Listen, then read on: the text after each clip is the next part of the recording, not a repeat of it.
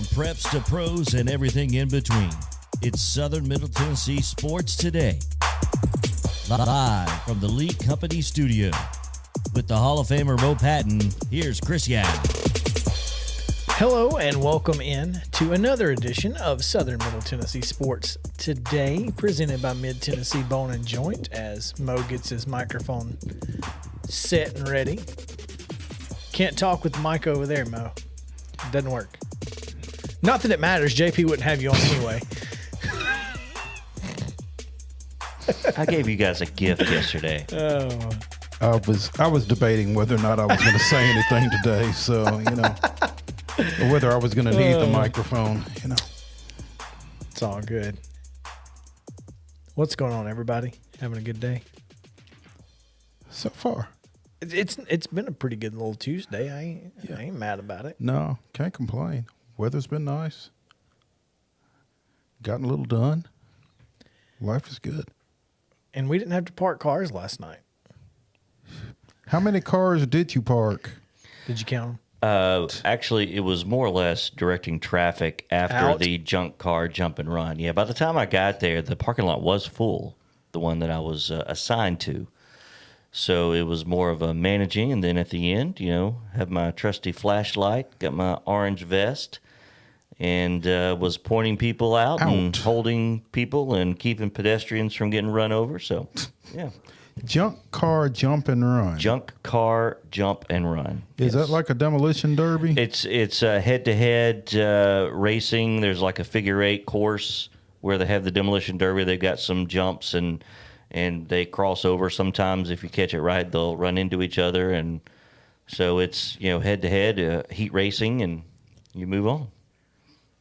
That sounds amazingly entertaining. It is. It's the best thing in the arena. In terms of those events, in my opinion. And I think it's been the most successful since they've started it. I don't know, maybe 10 years ago. Is it just the one night? No, they've added two, I think, to this one. It used to be the Derby had two. The Demolition Derby had 2 nights, but now the Junk Car Jump and Run, I think, has 2. When Is the second What night? are the rest of them? I think tonight is night 2. Mm-hmm. Can't go to Lawrenceburg tonight. No. Get some corn dogs. They've got some of the best corn dogs around. They've got a homemade. There's a booth that makes them right there in front of you, and then hands them to you through a screened-in. So they actually dip them it's and right there. fry them. And Yep, they dip them right there where they right take your money. there. Take my money. Yeah, And they will. and they'll hand you a corn dog on a stick. And inevitably you'll bite into it too quickly and It'll burn be your mouth. burning up. Yeah. Thank you. No. What kind of... Are you guys condiment people on your corn dogs? Mustard. You like condiments? If I'm doing a condiment, it would be a mustard. Yeah. And hot dogs are the only thing I use mustard on. Well, and fish sandwiches. Interesting. I put mustard in chili. Yeah. But not a I lot. put chocolate No. and beer in chili too. What? Yeah. No, I mean like I squirt mustard on top of the chili. Yeah. Okay. No, wait, you put chocolate and beer. And beer in chili. in the making of the chili. Yeah. Okay. I got nothing on that one. Yeah, I'm sorry. moving on. That's, Hey, I can't help until you. you tried, Mo. I'm not saying there's anything wrong with it. I just that's unique. definitely. Hey, first runner-up at a chili cook-off 2 years ago with this recipe. Out of how many? I was about to say Does it matter? silver medalist out of 2. At Right, that, I right. guess. Yeah, it does matter. No. First runner-up was not last place, Well, then we'll take that. unlike Ricky Bobby. If you ain't first, If you you're ain't last. first, there we go. Oh, man, that's funny. Well, we need to get first and foremost some results and schedules because one thing on the schedule is about to start here in just a few minutes. So let's give you today's rundown. This is the Rundown. Let's do it. This is your Tuesday Rundown brought to you by Jim Davis at Grow Live Give. Visit them at growlivegive.com or give them a call at 615-682-0022. Securities offered through IFP Securities, LLC, DBA Independent Financial Partners, IFP member, FINRA, SIPC. Investment advice offered through IFP Advisors, LLC, DBA Independent Financial Partners, Registered Investment Advisor. IFP and Grow Live Give are not affiliated. In volleyball action on Monday, Hampshire won a fifth set to defeat Lewis County 3-2. It was Loretto blanking Mount Pleasant 3-0. Ditto for Summertown over Perry County, and Franklin Road Academy eliminated Columbia Academy in district tournament play 3-1. In girls soccer, Huntland and Culleoka played to a 2-2 draw. Lincoln County defeated Lawrence County 7-0. It was Marshall County 2, Loretto 0. Columbia Central 3, Spring Hill 2. And I say it that way because it is a monumental win for Columbia Central. Their first ever over Spring Hill girls soccer since Greg Sidlowski took the program over. They were previously 0-4-2 against the Lady Raiders. So a big win there for the Lady Lions. Summit, a 10-3 winner over Fairview, and University School of Nashville 7, Columbia Academy 1. In region golf action yesterday at Buford Ellington Golf Course at Henry Horton State Park in Chapel Hill. No shocker here. Summertown's boys and girls both advanced to the state tournament in Class A. You've heard this before. Yeah, breaking news here. Summertown girls defeated Cascade and Cornersville by 36 strokes each. Carly Campbell shot a 73. Laney Campbell with a 77 for their team score of 150. Ella Koenig finished fourth with an 86. On the boys' side, they defeated Hickman County by 38 strokes. Cole Campbell led the way with a 74 for... No, Evan Woosley Reed.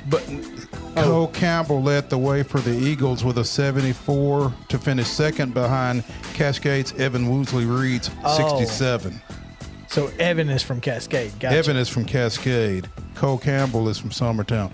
Eric Wilkinson shot a 76 for Summertown to place third individually. Good for him. In volleyball action, today at 5 o'clock, Curry Ingram is at Zion Christian. Well, they should win that. They're only playing against two people. Sorry. Lawrence County is at Columbia Central at 6. Loretto is at Collinwood at 6. Also at 6 is Summertown at Hampshire, and Summit at Independence at 6:30. Culleoka hosts Santa Fe, and Mount Pleasant goes to Lewis County. Spring Hill is at Page. Those two games or matches are at times unknown. In girls soccer action tonight, Richland plays at Columbia Academy at 6. It's senior night for the Lady Bulldogs. Summit is at Harpeth Hall at 6. Independence is at Page at a time unknown to us. And in cross-country action, the Murray County Championships are taking place at Ring Farm. Middle school racing is at 4 for the girls, 4:30 for the boys. High school girls start at 5 and high school boys at 5:40. Again, that's at Ring Farm. That's going to do it for your rundown on Tuesday.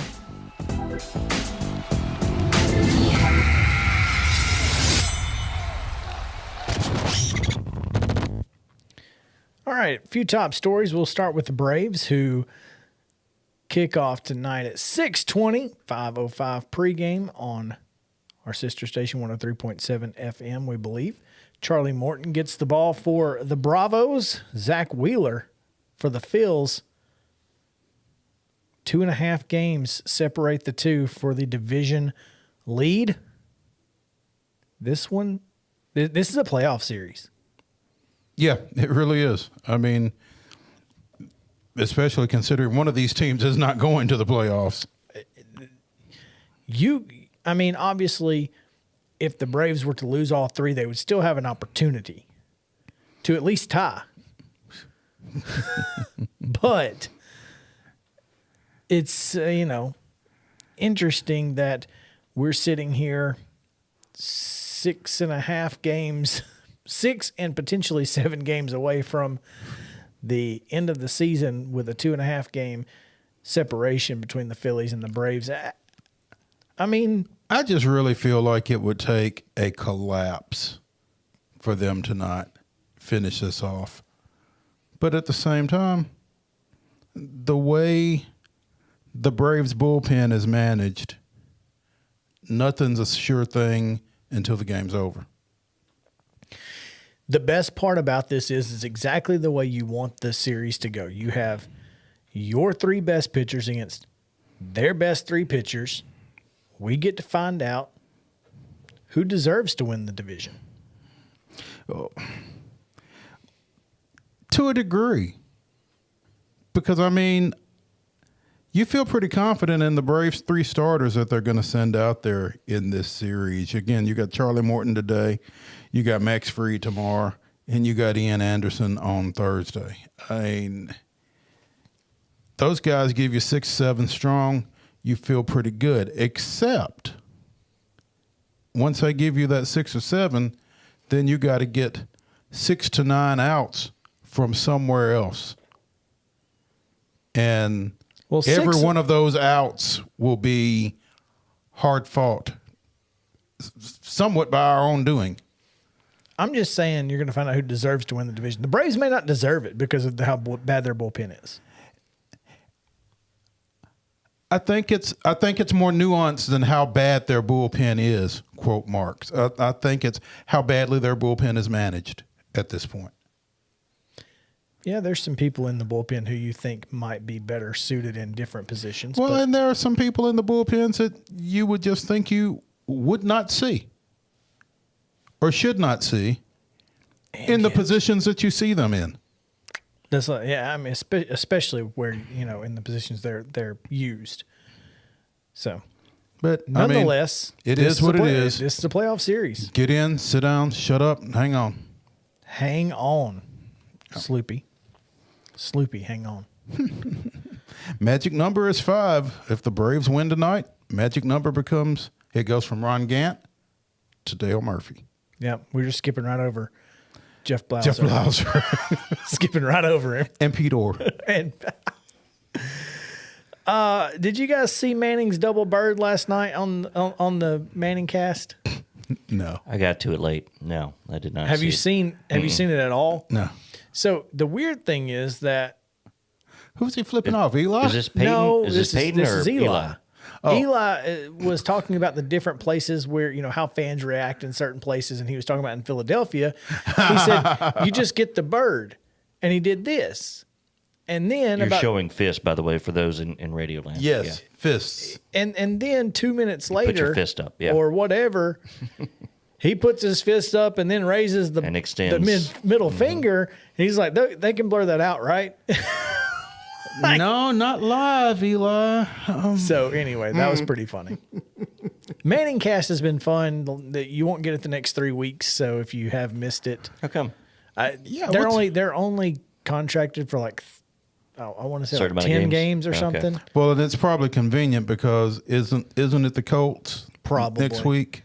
Yeah, there's probably some stipulations. Yeah. Yeah, like they Ground don't do rules. their former teams or whatever. Right. Yeah. So, the bird was pretty funny. Real quick, game balls from yesterday. We missed them, Mo. So why don't you hand out your couple? I'll hand out a couple. We'll give JP a couple. We got about 45 seconds. Go. Uriah Archibald from Mount Pleasant, 16 tackles, 6 solos, 5 tackles for loss, 2 sacks, a fumble, forced fumble, and 2 fumble recoveries.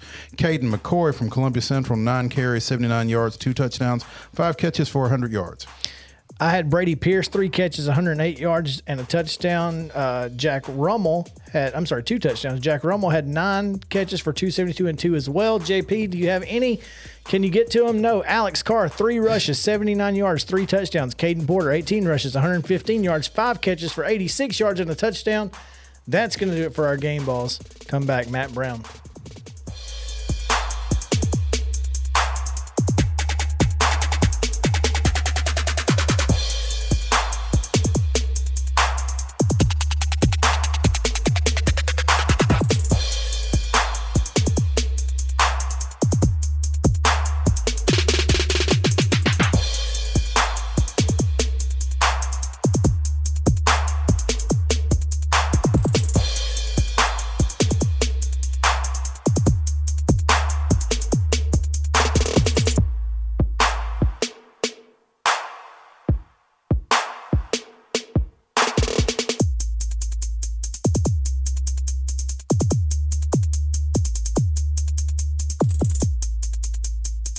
Mid-Tennessee Bone and Joint treats your orthopedic injuries and existing conditions. Our trained physicians will get you back in the game faster. Contact us at 931-381-2663 or www.mtbj.net. Fast Stop Markets is a full-service, family-owned convenience store chain located in 14 locations throughout Middle and West Tennessee. For those in our listening area, you can find them in Columbia, Centerville, Lawrenceburg, Spring Hill, Dixon, and White Bluff. Fast Stop partners with wholesale fuel brands like Shell, Marathon, and Exxon, delivering a consistent customer experience that is fast, friendly, and clean. If it's not already, it will soon become your go-to store to shop in town or on the road. Fast Stop Markets is proud to be keeping you moving in Tennessee. Keep your home as comfortable as possible. If you have any issues with your air conditioner, electrical, or plumbing systems, call Lee Company. Our techs use visual findings and other technology tools to add transparency and clarity. You see what we see, whether we're in a crawl space or on the roof. We're here 24/7, so if you need us, call us. Lee Company. Call 931-548-4448 today or schedule your appointment at leecompany.com. That's leecompany.com. Hey folks, while we take a quick break from the show, I want to tell you about our friends over at Custom Stone Handlers in downtown Columbia. Ned Rich and his team at Custom Stone Handlers believe in leadership. And outside of the military, our greatest leader building platform is sports. Custom Stone Handlers proudly encourages young people to get in the game. You can contact them today at 931-490-4990 or visit CustomStonehandlers.com. Mid-Tennessee Bone and Joint has been the official sports medicine provider for Murray County Schools for more than 40 years. We specialize in orthopedic injuries, and our Ortho Quick walk-in service lets you bypass the ER. Visit us online at www.mtbj.net.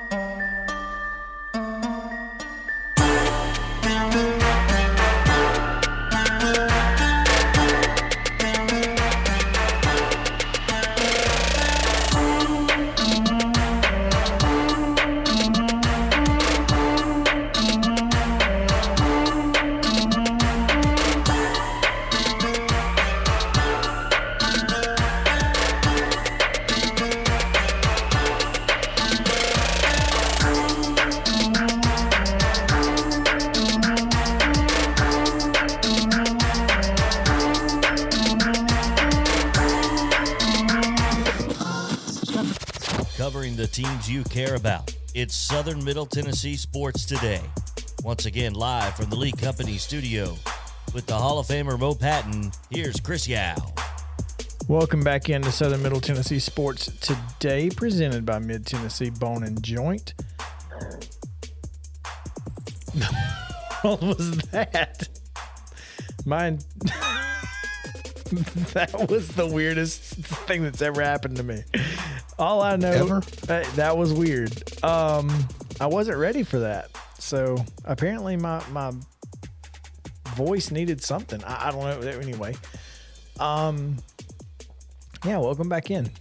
Southern Middle Tennessee Sports Today, presented by Mid-Tennessee Bone and Joint. WKOM 1017 FM. We are in the Front Porch Sports headquarters on WZYXradio.net. Glad to have you guys down there in Franklin County with us. We really appreciate it as we get ready to talk about conference realignment, but at a different level. Because this morning at 10 o'clock, A press conference was held at the Curb Event Center on the campus of Belmont University to announce that the Bruins would be leaving one valley for another. So now, Belmont, going from Big Fish, Small Pond in the OVC, along with Murray State, I guess they were the two big fish there, they now head to the Missouri Valley Conference. Well, you say that, but I think Moorhead was actually the OVC tournament champion this past year. So just for what that's worth. But yeah, I mean, perception is reality. I think Belmont and Murray are perceived as the two best men's basketball programs in that league. And these days, it almost feels like the last team out of the OVC turned off the lights. But that's kind of the way it's feeling right now. No question. I mean, if you're talking about, in basketball, Moorhead State, Murray State, SEMO, SIUE, Martin, Tech, Illinois, and State, you still got 8 teams in basketball. Now, you got to take out Belmont and you got to take out SIUE for football. So now you're down to 6. So, I mean, the OVC is kind of in a – which, I mean, 6 is good enough, I guess. It gets you an AQ bid to the football tournament. But it really it's a precarious position.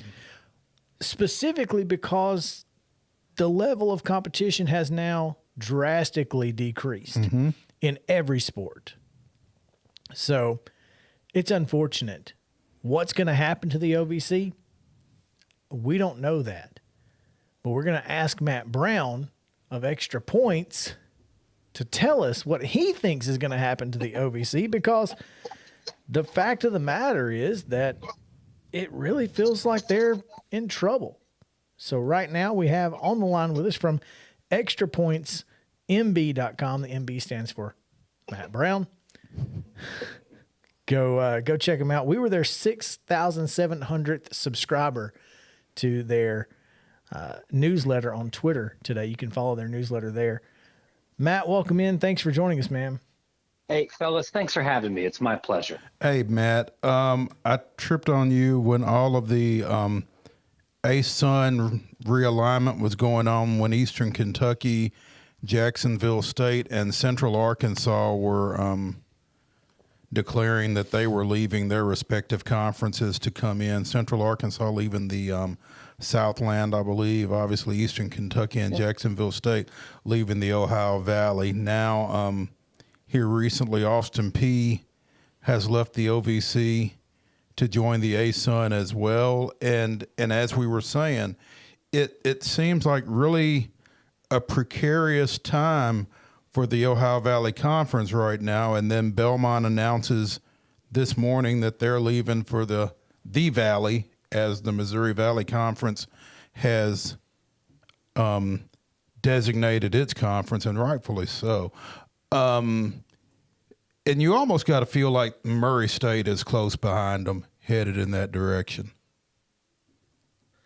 Yeah, when you're describing this as a precarious situation for the league, I think that's definitely accurate. So there's a couple of things here. I mean, it is accurate to say that Murray would very much love to be joining Belmont and heading to the Valley as well. And if they're not able to secure a spot in the Valley, they're making phone calls to see what other kind of league they can get into.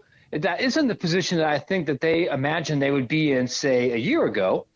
But broadly speaking, what I believe has happened here is after Eastern Kentucky and after Jacksonville State decided to leave, the Ohio Valley tried to go after a number of different institutions to replace them and came up empty. You're going after multiple other football-playing FCS institutions, other schools that have credible men's and women's basketball programs. They decided they didn't want to leave. And after they realized they were going to be 0 for 4, 0 for 5, 0 for 6, and going down a little bit farther on that list, that's when some schools like Austin Peay and Belmont realized, listen, there's nothing wrong with talking to Southern Indiana. There's nothing wrong with going after a couple of Division II institutions, but that's not the league we signed up for, and that doesn't really make sense for our athletic department right now. So you're right. Like you can keep going the way that you are right now, but this league badly wants reinforcements. They're going to need reinforcements, I think, to be a little bit more stable, and it's going to look like a very different conference in the near future. Now we know why Eastern Kentucky and Jacksonville State said, we're not paying you. Because the OVC may not have anybody to pay in a year. So Just ride it out. No? see what We'll happens. see you in court. If and the if you courts show make- up, then maybe we'll stroke you a check. Yeah. So things are making a lot more sense now, Mo. Yeah. Matt, well, I guess you somewhat explained how the Ohio Valley Conference got to this point, because once some of the schools that are in the conference realize that, there's not a whole lot of demand to get into this conference, and I guess you kind of look and say, heck, why are we here? So, yeah, that's definitely part of it, right? Like, and if you are a school like Austin P, for example, and you just and it wasn't that long ago when they were just dreadful at football. But they've made a couple of strong coaching hires in a row. They're growing as a program. They're trying to invest in that department.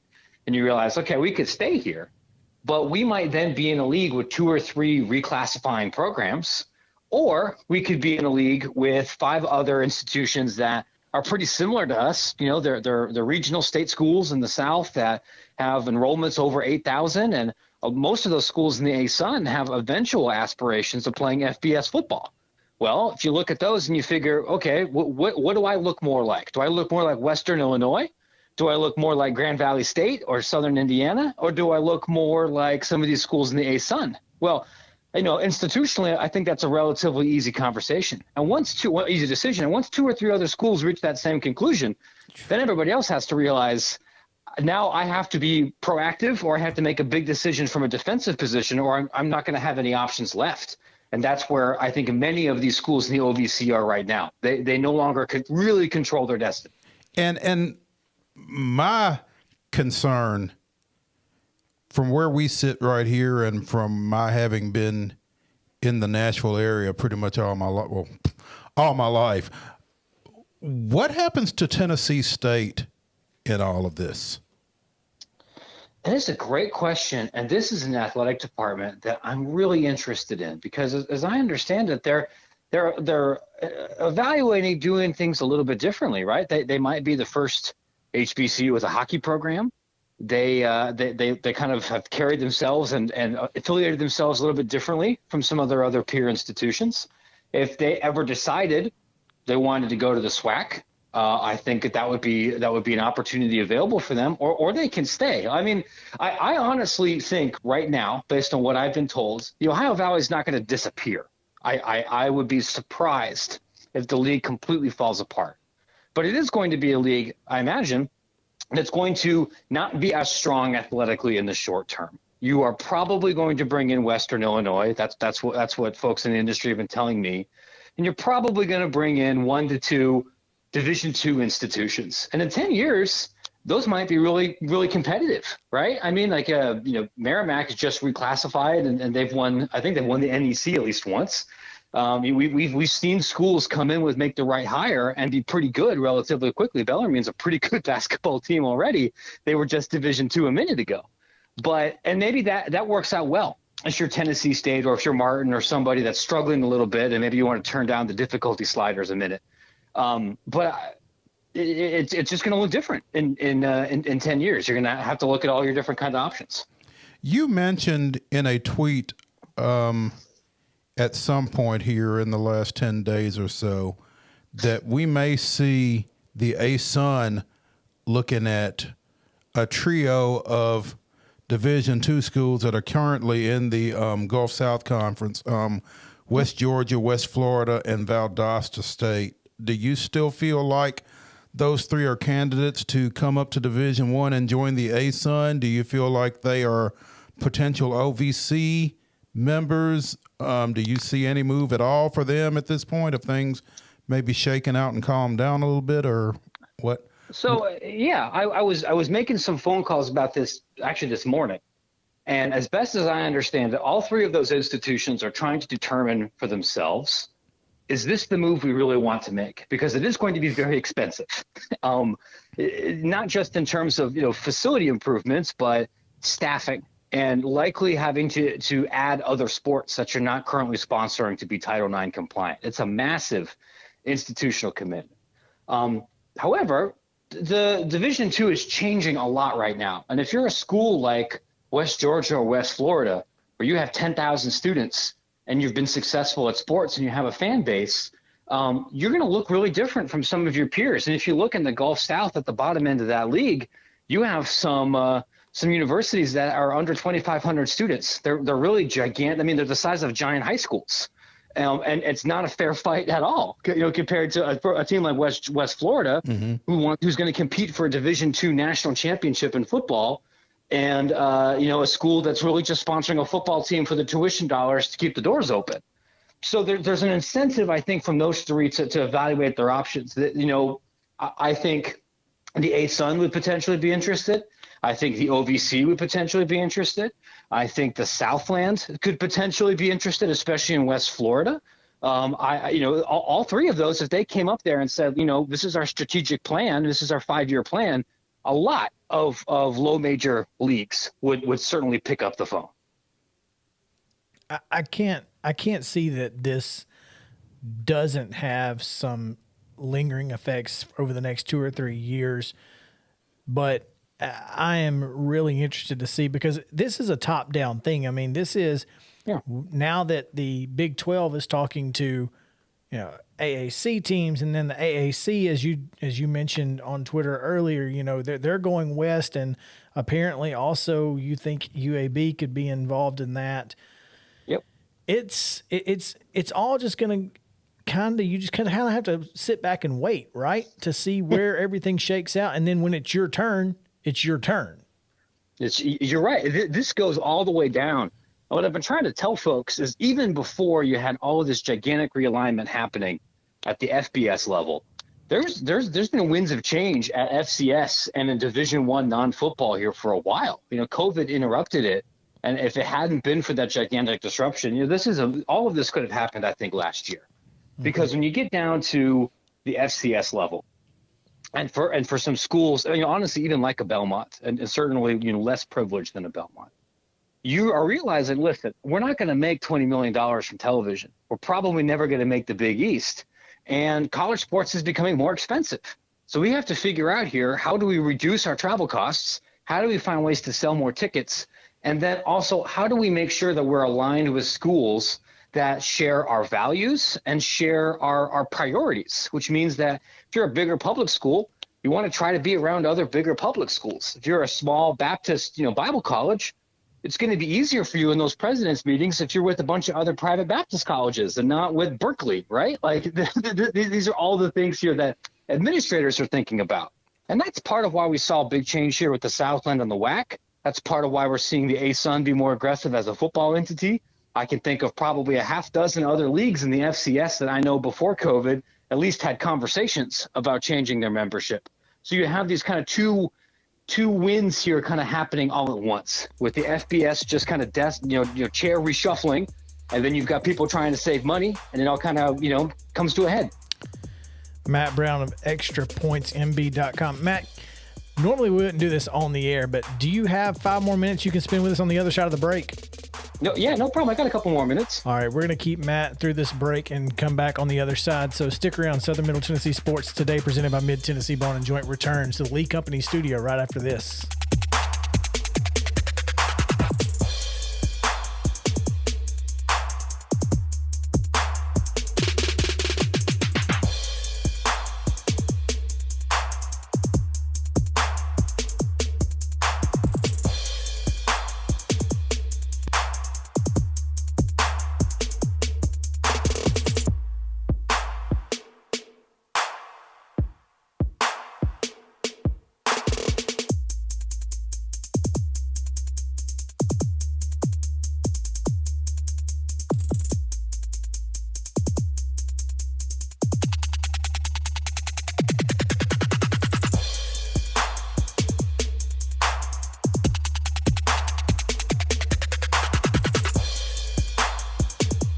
Mid-Tennessee Bone and Joint treats your orthopedic injuries and existing conditions. Our trained physicians will get you back in the game faster. Contact us at 931-381-2663 or www.mtbj.net. Fast Stop Markets is a full-service, family-owned convenience store chain located in 14 locations throughout Middle and West Tennessee. For those in our listening area, you can find them in Columbia, Centerville, Lawrenceburg, Spring Hill, Dixon, and White Bluff. Fast Stop partners with wholesale fuel brands like Shell, Marathon, and Exxon, delivering a consistent customer experience that is fast, friendly, and clean. If it's not already, it will soon become your go-to store to shop in town or on the road. Fast Stop Markets is proud to be keeping you moving in Tennessee. Keep your home as comfortable as possible. If you have any issues with your air conditioner, electrical, or plumbing systems, call Lee Company. Our techs use visual findings and other technology tools to add transparency and clarity. You see what we see, whether we're in a crawl space or on the roof. We're here 24/7, so if you need us, call us. Lee Company. Call 931-548-4448 today or schedule your appointment at leecompany.com. That's leecompany.com. Hey folks, while we take a quick break from the show, I want to tell you about our friends over at Custom Stone Handlers in downtown Columbia. Ned Rich and his team at Custom Stone Handlers believe in leadership. And outside of the military, our greatest leader building platform is sports. Custom Stone Handlers proudly encourages young people to get in the game. You can contact them today at 931-490-4990 or visit CustomStonehandlers.com. Mid-Tennessee Bone and Joint has been the official sports medicine provider for Maury County Schools for more than 40 years. We specialize in orthopedic injuries, and our Ortho Quick walk-in service lets you bypass the ER. Visit us online at www.mtbj.net.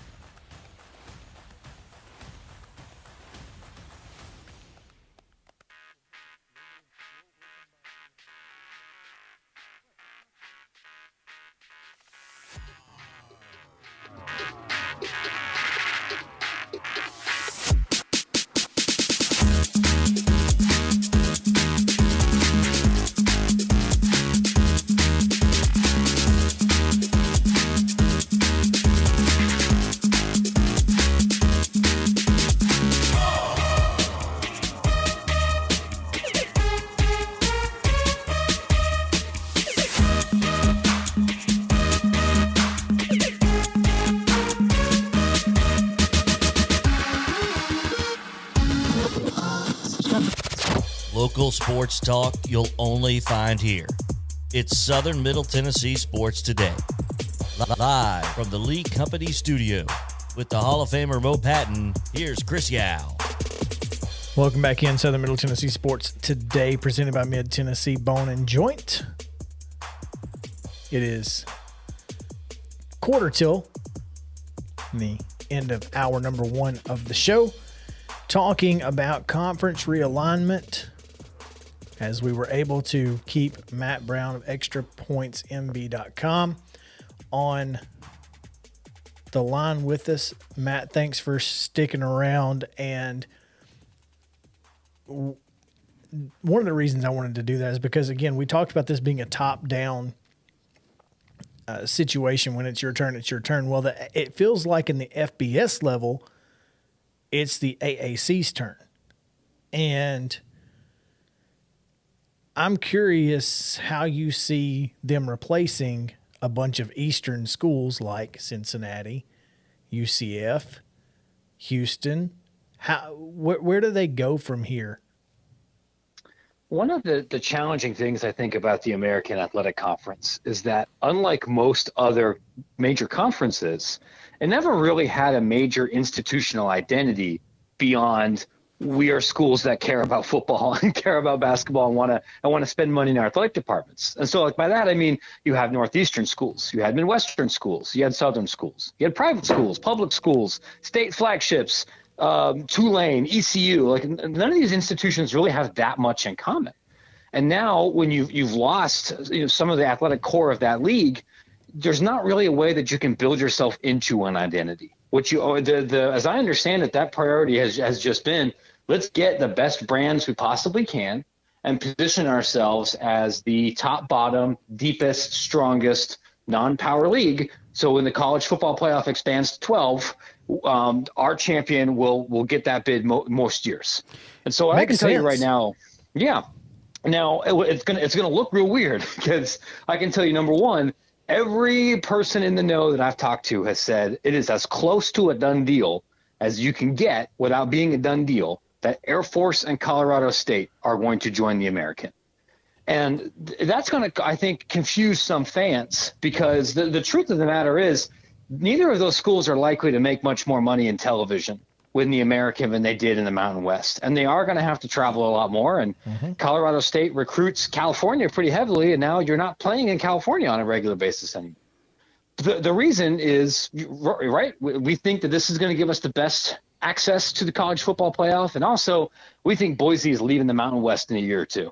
We think they're going to the Big 12 eventually, and Boise definitely thinks they're being in the Big 12, and we don't want to be stuck in this league when Texas leaves, right? We want to go grab that lifeboat first while we can. Those are not going to be the only schools that the American wants to add. I have also been told that the next most likely candidate, one that is definitely expected to make that jump, is UAB. UAB institutionally is similar to most of the schools left in this league. It is able to make a couple university presidents feel good because of their medical research complex. You have a beautiful, nice new stadium. You have a credible tradition in basketball and an improving football program. And then for the last team, I'm not sure anyone totally knows yet. I've talked to some folks in this business that think it's going to be Charlotte. I've talked to some folks who think it's going to be UTSA or FAU. I figure it's going to be one of those. The one thing I do feel pretty comfortable saying is it is probably not going to come from the Sun Belt. It will probably be another Conference USA team. Matt, when you talk about the other surrounding pieces that UAB has with the medical research and that kind of thing, I think you kind of broaden the scope of this search that conferences are going through as they look to add pieces. And I think that's part of the puzzle that a lot of your average college sports fans don't necessarily grasp. You're not just looking football or you're not just looking athletics. You're looking at the entirety of these universities in most instances. Unquestionably true. And what that looks like is going to be different for every league, right? Now, I'll give you an example. You look at the West Coast Conference, which has been a very strong mid-major basketball conference for a while. And they just lost BYU, and they're going to be looking to change up their membership. And there's going to be plenty of really good, basketball programs on the West that are never going to get an invite to that league because they're public schools. And that league, everybody else is a faith-based private institution, and most of them are relatively small. And they're like, listen, if it was just about basketball, of course we bring in San Diego State. But the people that make the decisions for this league, they're not athletic directors, they're presidents, and they want to be with people that have institutions that are similar to them. So they're not going to take a public school, and they might even take somebody who is much worse at sports. And that's generally how this stuff works. With the American, it's a little bit different because, like I said before, there's not a template that you have to follow, but universities like to be associated with schools that they think are their peers. And that you can then bring in and say, like, not only is this school good at the sports that we care about, but it's a good, capital S school.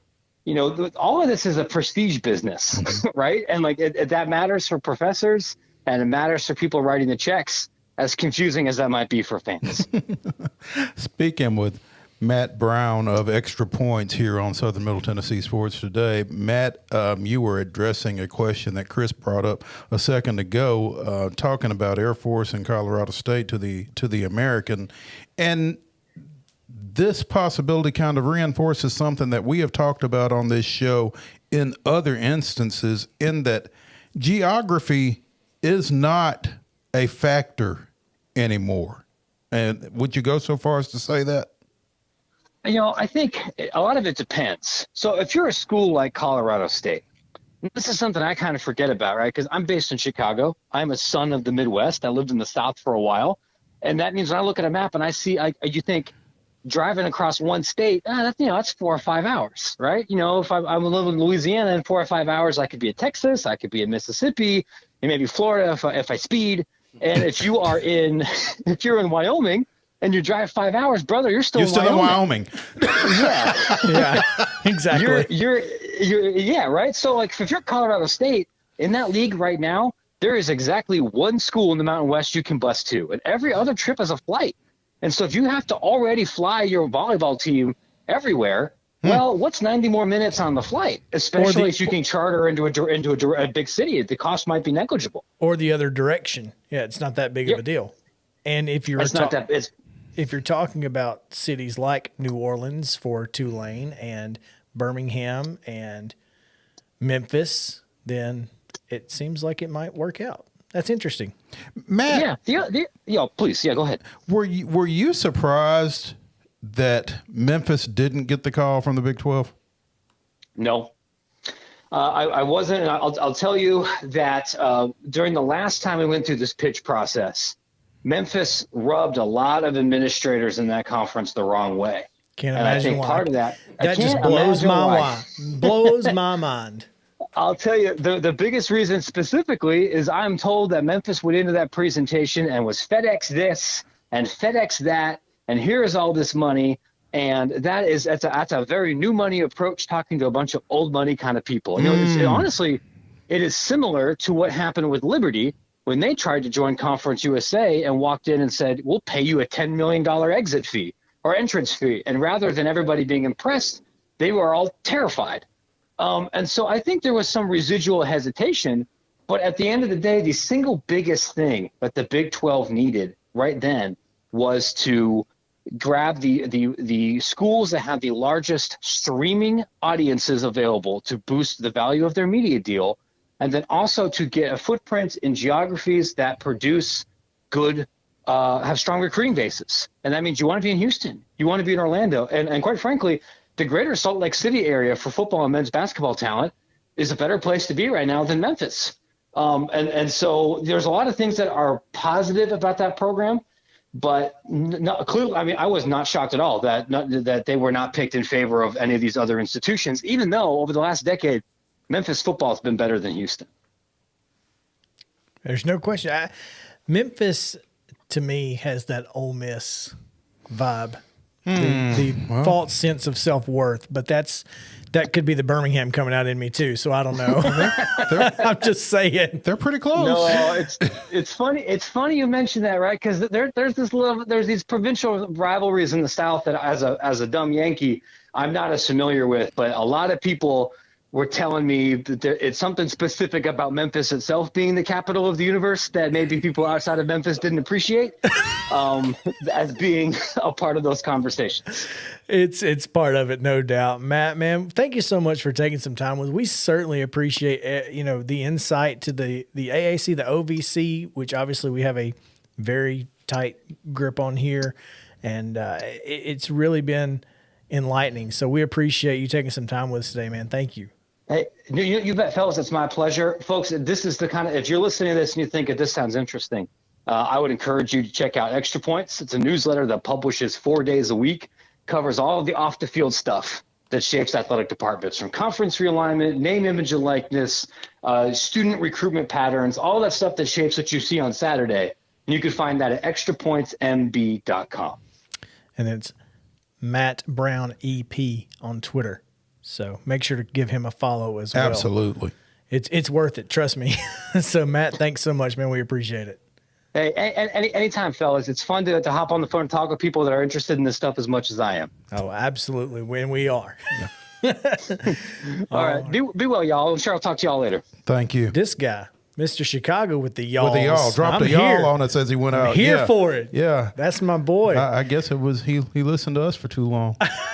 That's exactly what it was. We rubbed off on him just in that shorter period of time. Oh, man. I wanted to mention this before we go because I don't know if we could spend an entire segment on it, and we do have a college football segment later, but a tweet from I can't say his name. Anyway, Tennessee Titans are giving up 28 points per game. Granted, they faced the Seahawks and Cardinals, but all caps, period. The Jets offense have a golden opportunity to fix their woes this Sunday. I just quote tweeted it and said LOL. So the Titans play the Jets this weekend, right? Yeah. Yeah. And they think that and the Jets have a chance to fix their woes this weekend. Apparently, according to DJ BN Amy or something, AIME.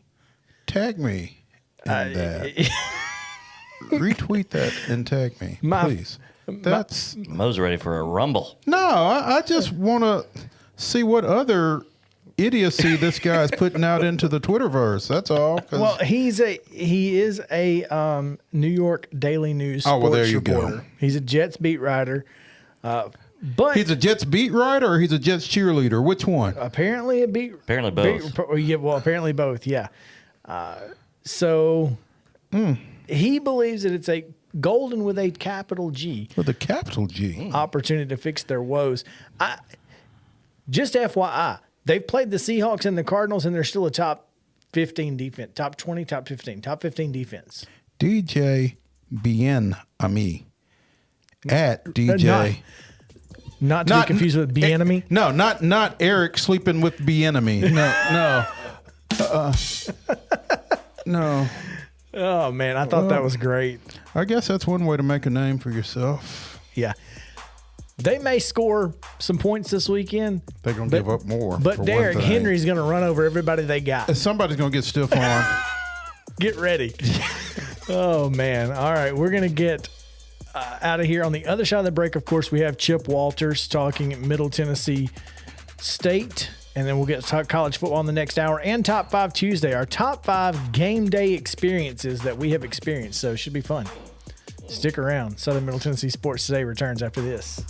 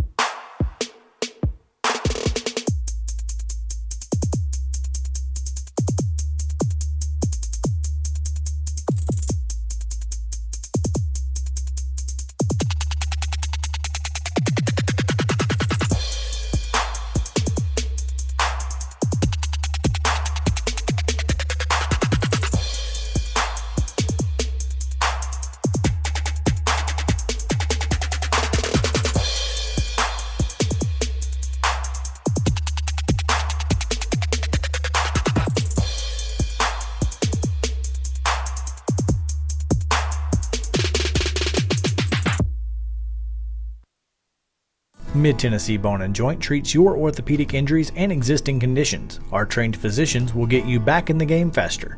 Contact us at 931-381-2663 or www.mtbj.net. Fast Stop Markets is a full-service, family-owned convenience store chain located in 14 locations throughout Middle and West Tennessee. For those in our listening area, you can find them in Columbia, Centerville, Lawrenceburg, Spring Hill, Dixon, and White Bluff. Fast Stop partners with wholesale fuel brands like Shell, Marathon, and Exxon, delivering a consistent customer experience that is fast, friendly, and clean. If it's not already, it will soon become your go-to store to shop in town or on the road. Fast Stop Markets is proud to be keeping you moving in Tennessee.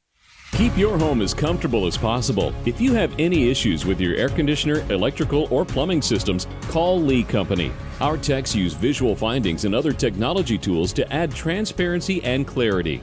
You see what we see, whether we're in a crawl space or on the roof. We're here 24/7, so if you need us, call us. Lee Company. Call 931-548-4448 today or schedule your appointment at leecompany.com. That's leecompany.com. Hey folks, while we take a quick break from the show, I want to tell you about our friends over at Custom Stone Handlers in downtown Columbia. Ned Rich and his team at Custom Stone Handlers believe in leadership. And outside of the military, our greatest leader building platform is sports. Custom Stone Handlers proudly encourages young people to get in the game. You can contact them today at 931-490-4990 or visit CustomStonehandlers.com. Mid-Tennessee Bone & Joint has been the official sports medicine provider for Maury County Schools for more than 40 years. We specialize in orthopedic injuries, and our Ortho Quick walk-in service lets you bypass the ER. Visit us online at www.mtbj.net.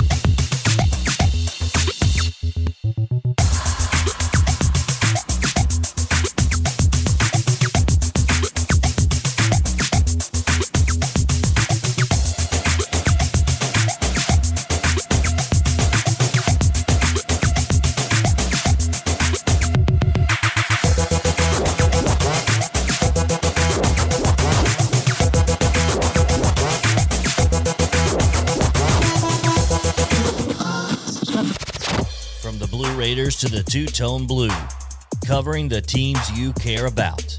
It's only on Southern Middle Tennessee Sports Today. Live from the Lee Company studio with the Hall of Famer Mo Patton, here's Chris Yao. Welcome back in Southern Middle Tennessee Sports Today, presented by Mid-Tennessee Bone and Joint. Great conversation with Matt Brown of ExtraPointsMB.com on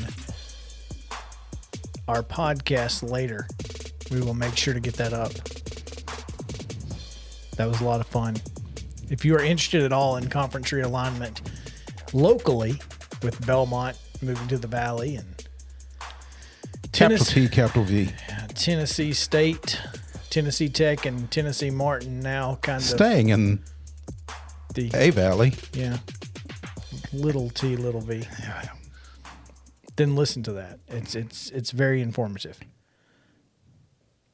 We are about to talk about Coosa, who I told you yesterday went 2-0 against the AAC, including a Texas San Antonio win over the capital of the universe, Memphis.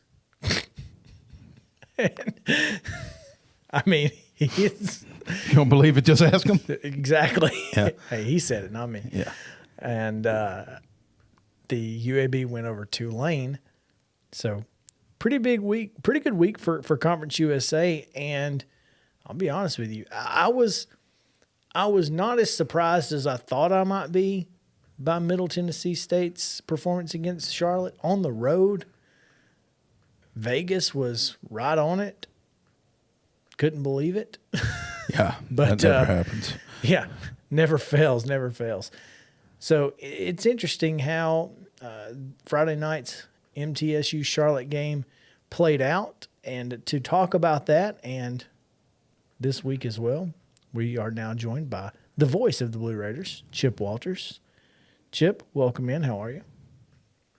I'm doing great. Been a busy day, but actually just left the Murphy Center, and it's the first official day of basketball practice. And so I stopped by to watch the guys, a little bit, and saw the tail end of the ladies' practice. So then I wanted to scurry out to the car so I could speak with you guys, because that was the one that was way up on the priority list. We appreciate you scurrying out to the car, Mr. Walters.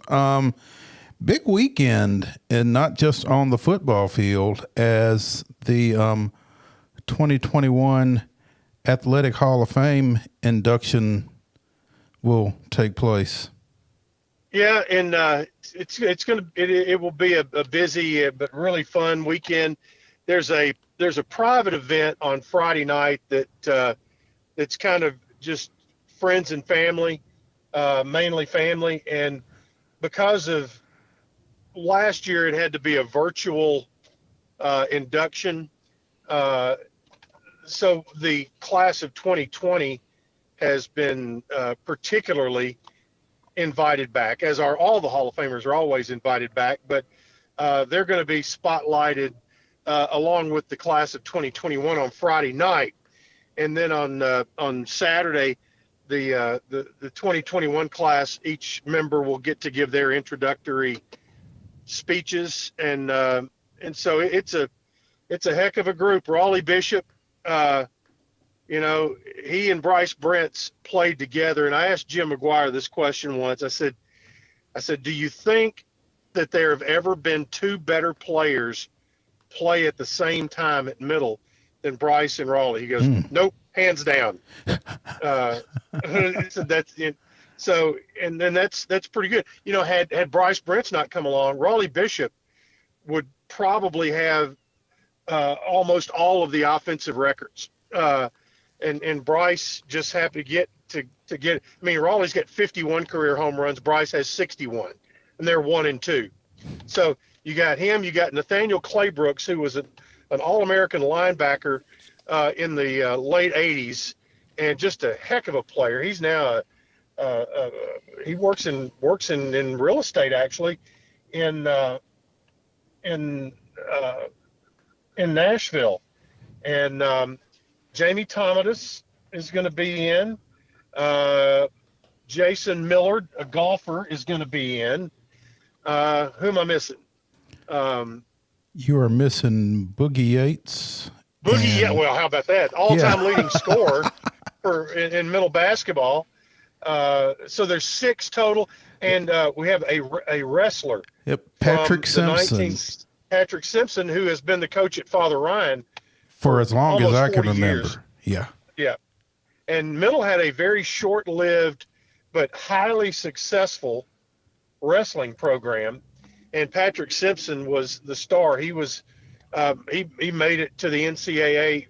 He upset 3 higher-seeded wrestlers above him in the NCAAs, and so that will happen at 3:30, and then you have Middle and Marshall at 6 o'clock, and I think this is going to be about the 3rd time that they have played on the blackout night, and Middle has won a couple. I think maybe both of the games against Marshall that were on the blackout night. One was Tavares Jefferson caught a pass on the last or in overtime. Yeah. And then you had another win in there. So they've had some really good games, and for Middle, you last week you really got the offense going. Chase Cunningham played tremendous. His 379-yard performance is the most ever by a Blue Raider quarterback in their opening in their first start. And he had the touchdowns, and we talked about the last 2 weeks how Middle's defense had played well enough to win both at Virginia Tech and at UTSA, and we now know that both of those teams are very solid. And then they had a hard time, missing tackles and that kind of thing. So, the hope is that you're able to put both sides together this week. And, Marshall is a team that had 2 big blowout wins early, one against Navy, who has turned out not to be very good this year, and then one against North Carolina Central, but they lost a 3-point game at home to East Carolina and a 1-point game Friday night that could have easily been won by or at Appalachian State. So both teams are going to be in kind of a bit of an ornery mood, trying to get a win because, for Middle, you want to win because next week you got to go on the road to Liberty, and Liberty's I think at UAB this week to open the new stadium. They'll get softened up this week. No big deal. Yeah. So but it's Saturday's going to be a busy day. I looked and Marshall's averaging just over 500 yards a game. Middle's at about 360. Marshall's averaging 40 points a game. Their quarterback was the conference freshman of the year last year, Grant Wells. So they're interesting. Charles Huff is their new coach. Doc Holliday had all those great teams and let him go last year. And they brought in Charles Huff and from Alabama, and so we'll see how that works out. So far, they look like a really good football team to me. Talk to some folks just in passing from up that way a few months ago, and it sounded like there was some politics involved in that deal. I know that's a shock, but yeah, that doesn't surprise me at all. And it's one of those things where you got a lot of coal money in around Huntington, and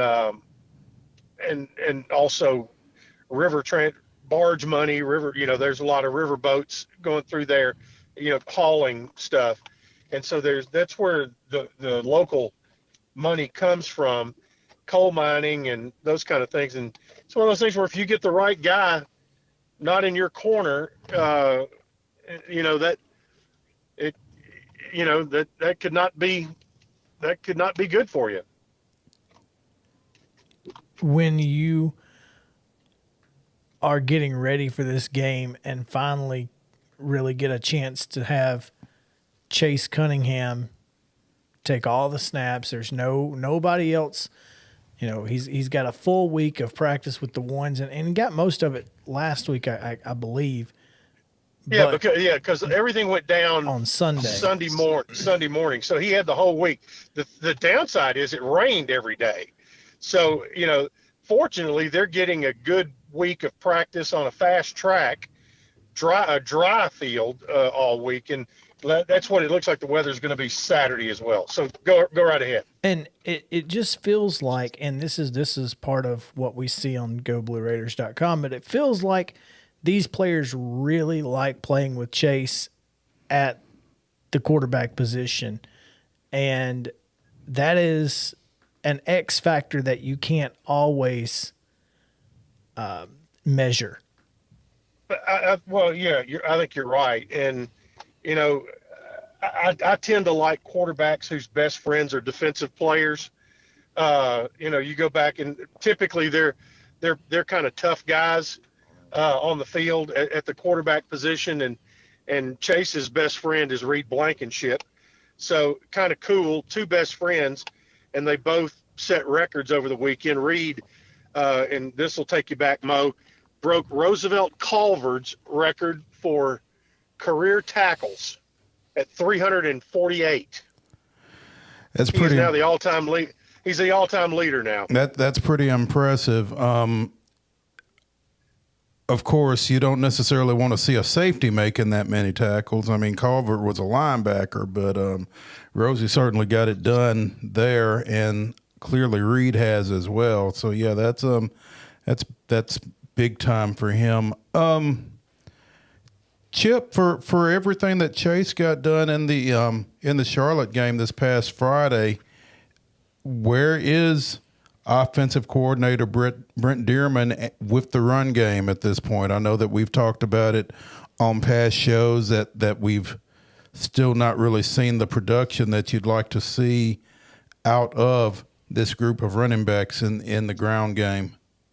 Yeah, and and it's kind of funny. They started the game last week with, a handful of quarterback runs and kind of got things going and got them loosened up. But, Martell Pettaway was a medical medical casualty last week. So, I'm still waiting for Amir Rasul, to really break loose. They expect him to be able to. Brad Anderson, I thought, gave them a real shot in the arm, had about 50 yards or so, and, hit one guy so hard it knocked his helmet off on one run. I don't know. It's one of those things, whether it's a running back issue or whether it's an offensive line run block issue. I'm not a coach enough to know. Mm-hmm. I do know that 2 weeks prior or a week prior at UTSA, we had a problem with the line and gave up 5 sacks on the day, and gave up 1 to Charlotte. So they obviously got a few things shored up a little, some. So, and it's not going to be easy against Marshall. They've got a really long, fast defensive front. They've got 23 super seniors on their team. Middle's got 10, and they have used the transfer portal liberally. So they've become an old team. That quarterback who is so good, he was so good as a freshman. He has gotten better in the sense that he has gotten more wise with his age. His skill set was there last year, but he's gotten better there. So it's going to be a lot of fun. It's going to be a great night. So hope everybody can come over, tailgate, have a big time, kick it off at 6 o'clock. October 2nd, 6 o'clock, blackout. Make sure to wear your black if you're going to the stadium. It's going to be a lot of fun. Chip, thanks for taking some time with us today. We appreciate it. All right. See you, boys. Blackout games are always fun. This one should be no different. When we come back, we will discuss college football, as we didn't get a chance to finish it up yesterday. So we'll be right back. Southern Middle Tennessee Sports Today comes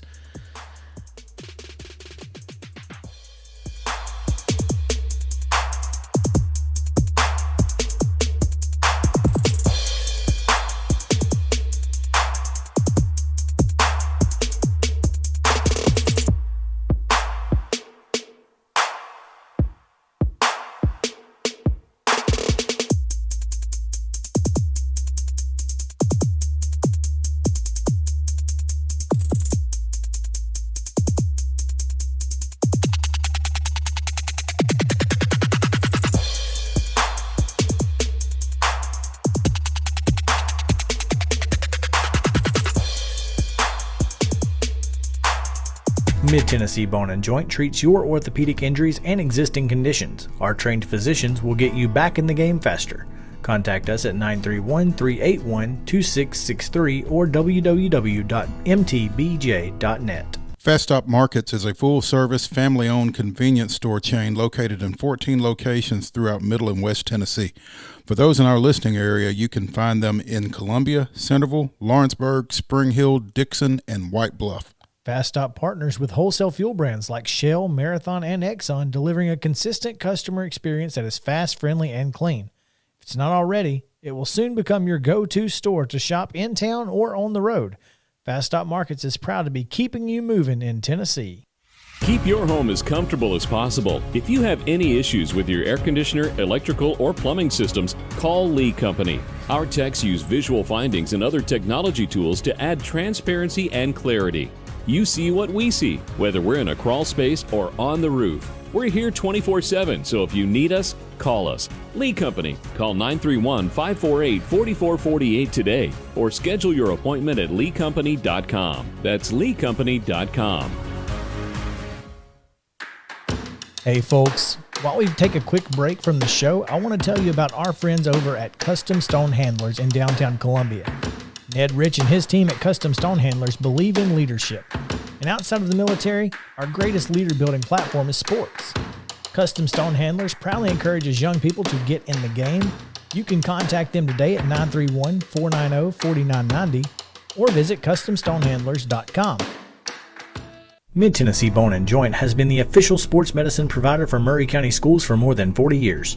We specialize in orthopedic injuries, and our Ortho Quick walk-in service lets you bypass the ER. Visit us online at www.mtbj.net.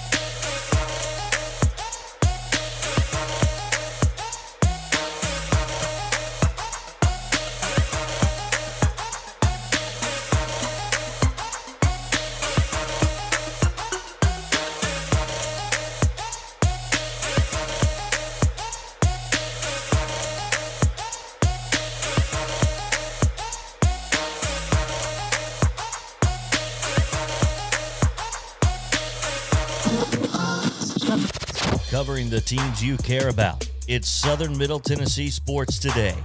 Once again, live from the Lee Company studio with the Hall of Famer Mo Patton. Here's Chris Yao. Welcome back in Southern Middle Tennessee Sports Today, presented by Mid-Tennessee Bone and Joint. We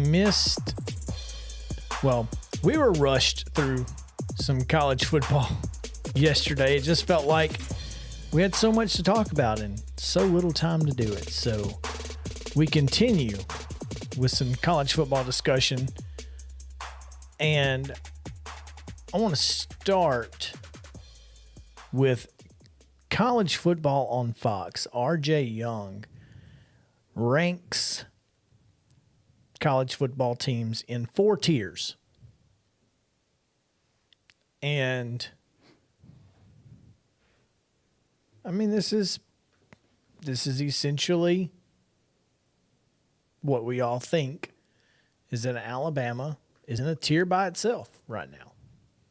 Until someone knocks them out, they're in tier 1 all along.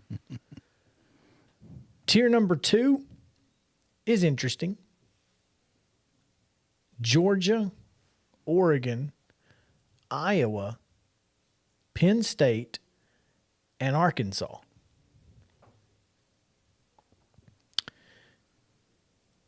And I don't necessarily have a problem with that. I mean, Iowa did struggle with Colorado State, and it obviously should not have. But then again, it could have been a trap game. I'm not, it is what it is. Iowa's got a good win. So Penn State obviously has a couple of decent wins over, although Wisconsin and Auburn now seem like not as good of wins. But here's where things get hairy for me. Michigan, Notre Dame, BYU, and Oklahoma sit in Tier 3.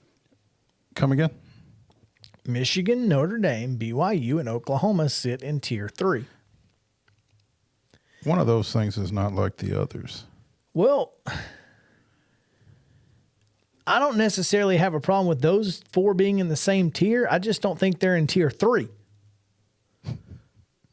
Not when you have Florida, Ole Miss, and Cincinnati In Tier 4? Tier 4. Well, I was actually wondering when you discussed Tier 2 where Cincinnati was. I just told you. This is what I don't understand. Oklahoma, by the way, ought to not even be on this list. Here's the thing about Oklahoma. They're going to be on that list until somebody beats them. And the fact of the matter is, they beat Nebraska 23-16. They beat Tulane 40-35, but they won both those games. Struggle wins are still wins. And in college football, that's the name of the game. Especially this year. Dubs. Oh, yeah, no question. For everything that we just discussed yesterday. No, you're right. So, I mean, you may not necessarily like Oklahoma being that highly regarded, but until they lose, get used to it. Just win, baby. The Al Davis. Yep. Hey, I'm going to give you some other teams that are sitting in Tier 4, along with Ole Miss, Florida, and Cincinnati. Well, first of all, Ole Miss gets a chance to make their statement that they should not be in Tier 4 come Saturday. Do you think Florida deserves to be in Tier 4? After the way they played against Alabama, no. They should be in Tier 3, right? At least. If Michigan and Oklahoma are in Notre Dame And I'm giving BYU credit. I'm going to keep BYU where they're at. I mean, they've won big games and not struggled doing it. Mm-hmm. So I'm cool with BYU in Tier 3. Read me off Tier 3 again. Michigan, Notre Dame, Oklahoma, BYU. Okay. And this is from Fox, right? R.J. Young specifically. Okay. You know what conferences Fox has? TV package Fox has. I understand that, but And you know what conference they don't have? But Notre Dame doesn't make any sense in there either. In 3? You think that should be 4? Sure.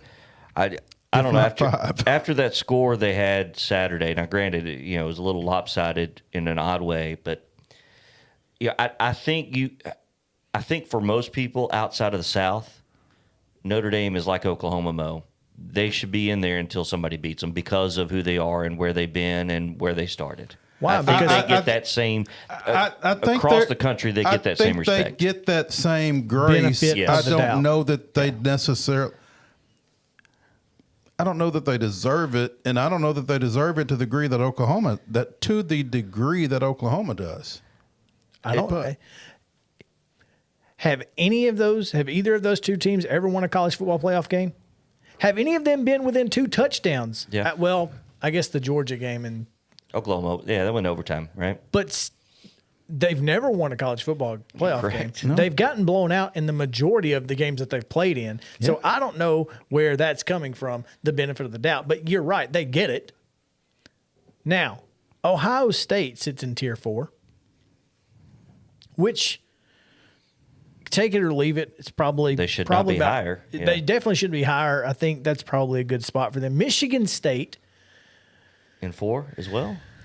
which we talked about this yesterday, they are benefiting from The Miami win? they are benefiting from being 3-0, and their big win being over Miami, who is trash can juice. Yeah. Who has Miami beaten other Nobody. than App State and Nobody. only by 2? Yeah, Right? nobody. That's their only They're win. 1-3, or 1-3. I'm sitting here looking at BYU's schedule. They opened with a 24-16 win over Arizona. They beat Utah in the Holy War 26-17. They beat Arizona State 27-17. And this past weekend, they beat South Florida 35-27. So they've not beaten anybody by more than 10 points, and that was Arizona State. The South Why Florida win are by only they- a touchdown alone deserves they shouldn't be that high. What's the South Florida's infatuation horrible. with BYU? Arizona, Utah, Arizona State, South Florida. BYU's a hot commodity right now. They are for some reason. They're undefeated, and they're the talk of the town of Arizona, going to the Big Utah, 12. Arizona State, South So, Florida. yeah. Arizona State was ranked at some point this season. Arizona State was That was a good win. that was a good pretty win. solid win. They're it's their only loss. They were not favored in that game too, so they were an underdog. So that was a good win for them. But you're right. The others are. I think nothing Utah's a fancy. pretty decent win. I think at the end of the year, Yeah, you're by right. the end of the year, Utah is going to look like Yeah, they a probably better were win. not favored in that one either. They weren't, but they also lost to San Diego State, who is also in Tier 4, by the way. Yeah, it's a good football team. San Diego State, Boston College in Tier 4. Is this we got to have somebody from the ACC in there? So Well, we're you, going to. you know where they're going to be Saturday? Boston College? Uh-huh. Where? The other Death Valley. Yeah, Death Valley Oh. East. Oh, well, based on the clip that Chris played for us yesterday, I mean, they should go in there and win, right? Probably.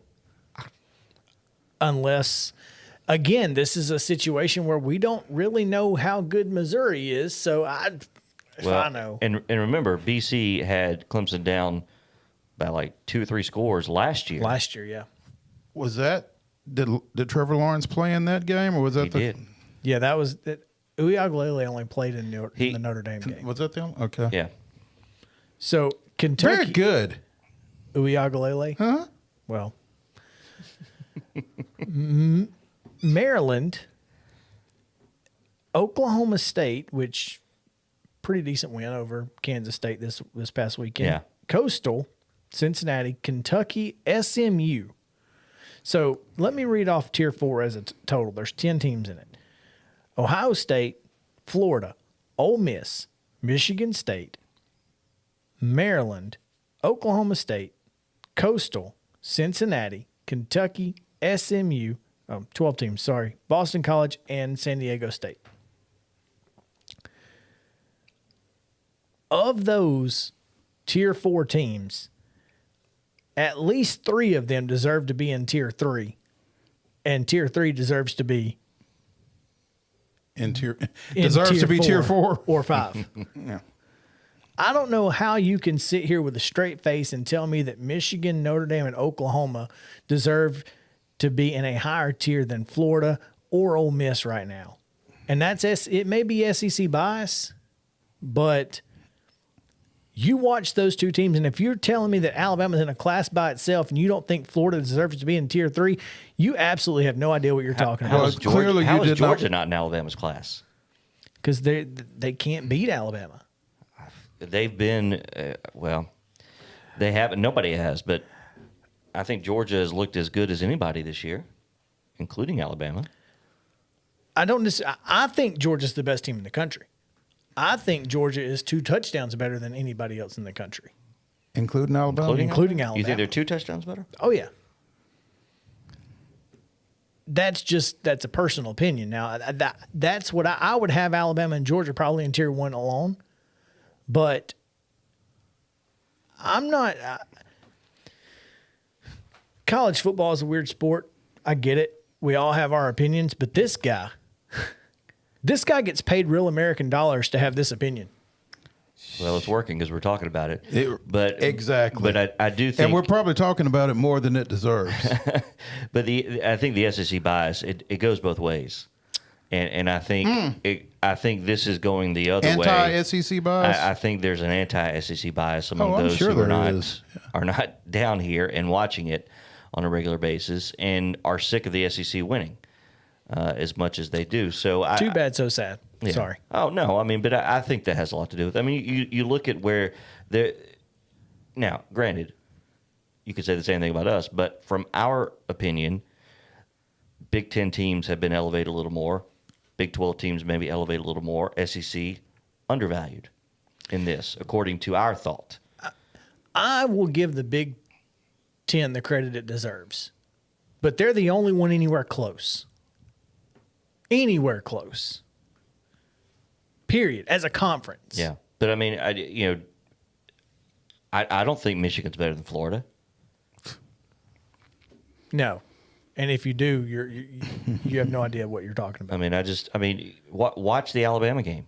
Exactly. Exactly. I mean, enough said. It doesn't matter what else Florida has done. That's the thing. Watch that Alabama game. If you think Alabama's the best team in the country and you watch Florida play them, I don't know how you don't think they're a top 5 team. Exactly. That's all I'm saying. Speaking of Florida, defensive coordinator Todd Grantham says that preparing for Kentucky is more difficult than preparing for Tennessee. Now, that may or may not be true. But Kentucky, offensively, has not been good. They've been Not of late. They were earlier on. But, in game 1, they looked like world beaters. Missouri, and then last week, Not so much. UTC game. the UTC. In the last 2 weeks, they've scored 43 points total against Kentucky or against South Carolina and UT Chattanooga. And you're telling me that this team is more difficult to prepare for as a defensive coordinator?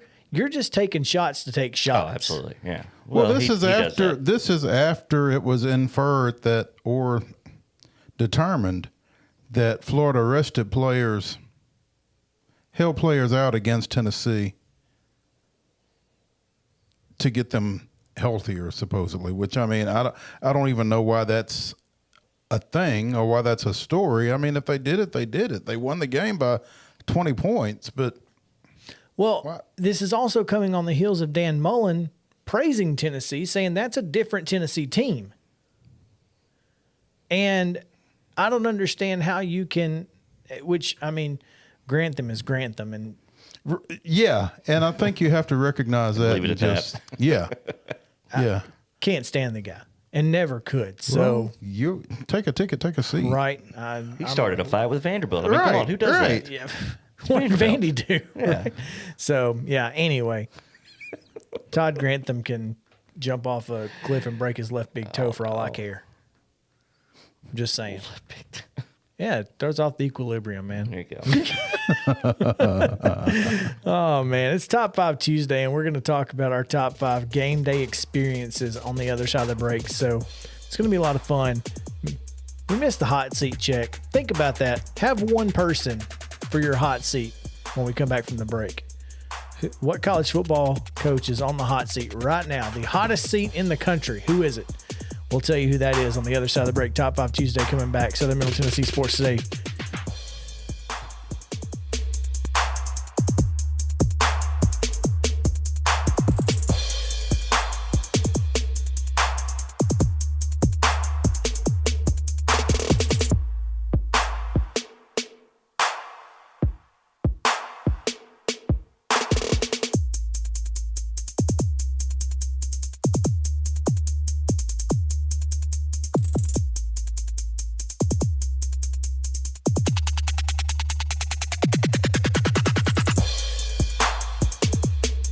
Mid-Tennessee Bone and Joint treats your orthopedic injuries and existing conditions. Our trained physicians will get you back in the game faster. Contact us at 931-381-2663 or www.mtbj.net. Fast Stop Markets is a full-service, family-owned convenience store chain located in 14 locations throughout Middle and West Tennessee. For those in our listening area, you can find them in Columbia, Centerville, Lawrenceburg, Spring Hill, Dixon, and White Bluff. Fast Stop partners with wholesale fuel brands like Shell, Marathon, and Exxon, delivering a consistent customer experience that is fast, friendly, and clean. If it's not already, it will soon become your go-to store to shop in town or on the road. Fast Stop Markets is proud to be keeping you moving in Tennessee. Keep your home as comfortable as possible. If you have any issues with your air conditioner, electrical, or plumbing systems, call Lee Company. Our techs use visual findings and other technology tools to add transparency and clarity. You see what we see, whether we're in a crawl space or on the roof. We're here 24/7, so if you need us, call us. Lee Company. Call 931-548-4448 today or schedule your appointment at leecompany.com. That's leecompany.com. Hey folks, while we take a quick break from the show, I want to tell you about our friends over at Custom Stone Handlers in downtown Columbia. Ned Rich and his team at Custom Stone Handlers believe in leadership. And outside of the military, our greatest leader building platform is sports. Custom Stone Handlers proudly encourages young people to get in the game. You can contact them today at 931-490-4990 or visit CustomStonehandlers.com. Mid-Tennessee Bone and Joint has been the official sports medicine provider for Murray County Schools for more than 40 years. We specialize in orthopedic injuries, and our Ortho Quick walk-in service lets you bypass the ER. Visit us online at www.mtbj.net.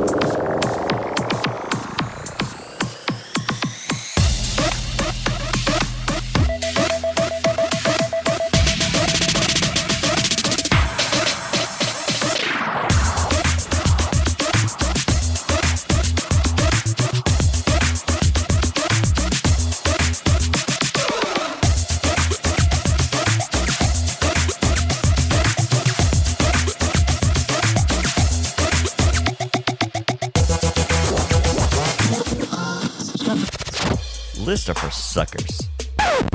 Oh, did I leave my mic on? It's Top 5 Tuesday on Southern Middle Tennessee Sports Today. Here's Chris and Matt. Welcome back in Southern Middle Tennessee Sports Today, presented by Mid-Tennessee Bone and Joint. We get ready for Top 5 Tuesday as we get you going with our top 5 game day experiences. These will be things that we've experienced as we have either participated or been around throughout our time as fans and covering athletic events and producing athletic events, I guess, for JP. But first, I want to talk about college football coaches' hot seats. Who has the hottest seat in the country? And I think mine's probably a little out there, but I may be. I'm not sure this guy's gonna make it past December. So I'm going to throw out Jeff Brom from Purdue. I've not kept up, so I can't really speak to it. He's had plenty of time, and they're not any better. They may be worse. Purdue's not a place that's going to fire in the middle of the season. That's right. That's what I'm. But December, I don't know that Purdue's going to fire at all. I mean, just because. I mean, no. Jeff Brom. They asked him to come in. They paid him like he was supposed to be. What he did at Louisville, at Purdue, and he can't do it. And I'm not saying that there's not good reason for that. It's Purdue, but I don't think he will make it past December. He will be the first coach fired in the offseason. I've always said that if you're going to fire a coach, you need to have an idea of who you're going to hire. And I don't think nearly enough programs slash franchises do. And I don't know who, if you're Purdue, have you identified that's going to come in and do a better job. So, and I don't know. Why would it not be Scott Frost? Well, apparently their defense is really good. And okay, they're apparently improving, according to some, and he's their guy, and he's going to get the benefit of the doubt because it's only been 3 years, and it's Nebraska, and I really feel like Nebraska they have some self-awareness in that. I think they realize that it's Nebraska and it's hard to recruit there. You think Nebraska fans feel that way? I think Nebraska administration feels that way. Okay. Nebraska is... That's why they went and got Scott Frost, just like why Vanderbilt went and got Clark Lee. Was you want a guy who overcomes your issues and can explain it to a recruit. The difference is Vanderbilt wasn't necessarily good when Clark Lee was there. Nebraska was good when Scott Frost was there. Nebraska was a dynasty when Scott Frost was there. Yes, they were a dynasty, and their fans expect to get back to that. And they're not. And I don't think they ever will. Nebraska is 2-3. They lost in their opener to Illinois. They defeated Fordham 52-7 and Buffalo 28-3.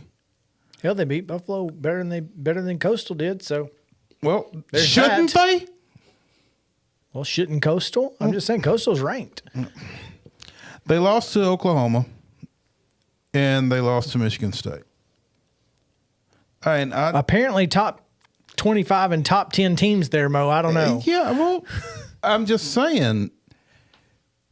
Based on the expectations, this isn't getting it done, and it's not gotten it done since he's been there. I think they feel like they're improving. I think Nebraska thinks they're improving under Scott Frost. And okay, well, let them continue thinking that. I'm just answering your question. Yeah, your question was JP? Why is it not? I'm going to stay in the South, and I am going to head down to Tallahassee. No way. I'm going on a limb on this one. You are. I'm not suggesting, but after what showed up or what didn't show up on Saturday at a 2:30 ABC game and half the stadium was empty, you may not be wrong, but if half the stadium's empty, they can't afford to fire him. So the logistics, you're probably right, because I think they are they still paying? Oh yeah, Jimbo? They're still. yeah. I don't know. No, they're not paying Jimbo. They're still paying Willie Taggart. Yeah. So because still of paying those Willie things, Taggart to coach. Yeah, they may not, but in terms of from a fan's perspective of who has the shortest leash from a fan's perspective. It may be Florida State right now. There aren't many shorter than Norvell's, I don't think. And I agree. I'll agree with that. So, Dad says it's Coach O, and I think he's probably in the hunt 2 years removed from a national championship, so whatever. In his home state. Yeah. So whatever. All right, it's time to get to our top 5 game day experiences. And Mo, do you have any honorable mentions? I don't have. I've got one honorable mention. Go ahead. Went to Illinois some time back for an MTSU game, and it was Pork Farmers Weekend. Oh, that's fun. Pork Farmers Weekend. Yeah. Nice. They were serving up tenderloin and pork chops, and yeah, it was. Okay. I can tell you, one, that most of my game day experiences are as a member of the media, and two, they probably rotate around food. Gotcha. The media meals. Yeah, that's a big thing. Yeah. There you go. Number 5? I do have an honorable mention. Oh, you do? Yeah. You came up with it. Specifically, 1991, Old Chicago Stadium. When the Bulls played the Lakers, the one time the Lakers were in town, Jordan versus Magic. They met in the finals later that year. Vandy alum Will Perdue was on that Bulls team. I got to go see them live that game. Happened to be in Chicago at that time. I was a teenager. That was awesome. That's my honorable mention. I'm hoping that the day trip to Chicago Cubs is on the list over here. Yeah. My number 5 is just Truist Park, Braves, just the entire atmosphere when they've got the bands playing. You've got the fans out there. You've got Braves Live in the middle of everything kind of going on. It's a lot of fun. And, of course, the games are always exciting. So just Braves games in general. It's the only one that I have that's not specific. All right. Mo, number 5. My number 5, covering the Sounds back in 93, 94, whenever it was, went on the road. They played at All Sports Stadium in Oklahoma City, and they actually served beer in the press box during games. Hello. Nice. I did not partake, but That's interesting. yeah, during the game. I mean, I've been in places where it was served after, but not during. Oklahoma, man. All right. Yeah. All of them, by the way, are as fans. Most of my professional travel to these places were I was stuck in a production of truck, so I didn't really get a chance to really feel it per se. My number 5, University of Georgia, Athens on a game day, tailgating, and then even better when you're there as an opponent and your team wins, going downtown Athens after the fact. It's one of the best things in the world. Were you down there when Vandy beat them in Athens? No. I was there with some Tennessee fans.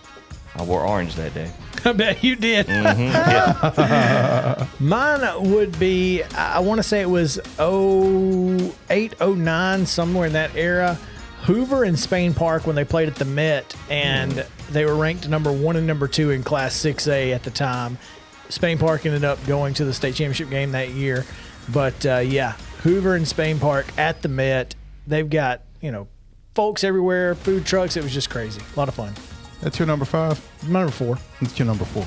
My number 4 is Mississippi State football. Went down there for a Vanderbilt game. Well, actually twice. Went for an MTSU game as well, and both times it was solid. And their pregame meals in the press box are Chef Smooch, as they say on that commercial.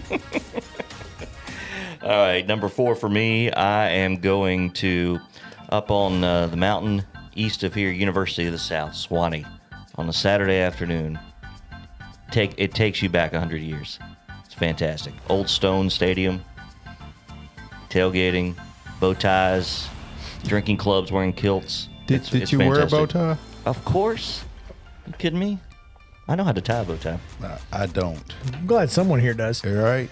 My number 3 went up to the mark of the Quad Cities, tailgating on the banks of the Mississippi River and playing two-hand touch football in the parking lot against their fan club with our fan club. The game before the game was a ton of fun. So, and their food, man, let me tell you, they know how to cook up there, and it was fantastic. Grilled shrimp and everything else to go along with it. It was awesome. My number 3, Ole Miss. Didn't get to stay out there for very long, but the Grove. Enough said. Enough said. JP? All right, number 3 for me, going to Notre Dame, a game there, but you must go via Chicago. go stay in Chicago, and then they've got a couple of shuttles that you can partake in. Get you one ticket. You show up, they feed you brunch, Bloody Marys, then you board a shuttle, bar on the shuttle. They have a tailgate set up at Notre Dame. Go to the game, take the shuttle back with the bar back to the place where you can get fed again. Sounds like fun. My number 2, the 2013 Birmingham Bowl when Ole Miss brought the Grove to Legion Field. There were 60,000 Ole Miss fans there, and it was amazing. My number 2, pregame press meals for UT football. And they always laid it out. Do it big, huh? Yeah. Number 2 for me, day trip to Wrigleyville. Day game, you fly up, take the L train to Wrigleyville, Bloody Marys in Wrigleyville, go to the game. He likes Bloody Marys. Take the L train back to or maybe just Illinois back to the Indiana. back to the Magnificent Mile, and get you deep dish pizza. Train back to the airport. Come on back home. Number 1 game day experience that I've ever been a part of was during CMA Fest in the Preds Game 6 against the Pittsburgh Penguins when Luke Bryan played on top of Tootsie's and there were 9,000 million people outside. Yeah, that was insane. Yeah. Insane. Nothing will top that. My number 1 game day experience was basically game day eve. Covered MTSU down at Louisiana Lafayette. We flew into New Orleans, stayed in New Orleans on Friday, and did the quarter. I don't even remember who won the game. So not when your laptop got stolen? No, this was a different trip. Thank making goodness. sure. Yeah, well, that never happens here. Yep. All right. Number 1, the Grove at Ole Miss. I mean, it doesn't matter who they're playing, who you're rooting for, what colors you're wearing. The Grove at Ole Miss. Nothing from that standpoint. What you're talking about, that experience, Game 6, had to have been incredible. But the Grove, hands down for me, no question. No, yeah. I wouldn't even argue it. Absolutely worth it. Like I said, when they brought it, that was my number 2. I mean, when they brought it to Birmingham, they brought it on the road, and it was great.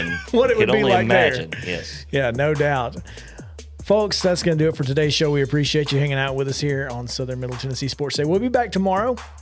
We've got, I can't remember his last name, Talladega President, Brian. Mr. President. His last name is President. Yeah. He's going to be joining us to talk about the race this weekend on the show tomorrow at 5 o'clock. So stick around for that or come back for that tomorrow. It's going to be a lot of fun. We also have somebody else, and I don't remember. We've got Bruce Slatton with the basketball coaches of Tennessee. All right, so come back tomorrow for JP Plant and Mo Patton. I'm Chris Yao saying have a great night and stay cool, Columbia.